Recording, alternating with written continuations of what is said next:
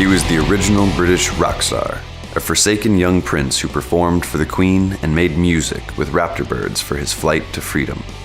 Fighting for his life on the streets of London, he trained with Lord Lonsdale to become Great Britain's youngest amateur boxing champion.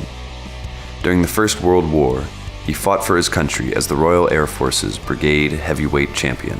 Doubling as an aerial gunner, he also learned to fly their cutting-edge fighter planes in action. After the war, the down-and-out British vet used his talent and knocked down the doors of Broadway, then off to Hollywood during the Roaring Twenties, where he soon became Universal Pictures' top silent film star. There, a notorious team of stunt flyers made him an honorary member and dubbed him as their 13th Black Cat.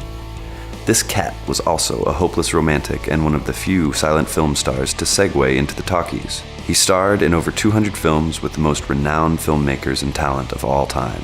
In his spare time, he took on a hobby. His hobby became an obsession, which he made into his business.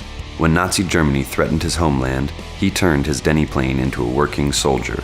The world thought he was crazy when he created the drone, gave birth to Radioplane, and launched the bombshell of the century.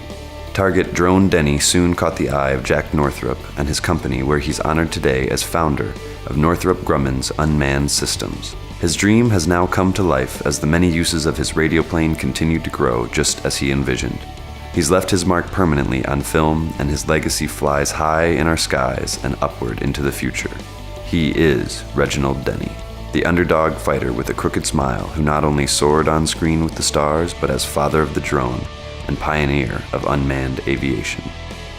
Join me on his adventurous journey of a long time ago in a galaxy not so far, far away.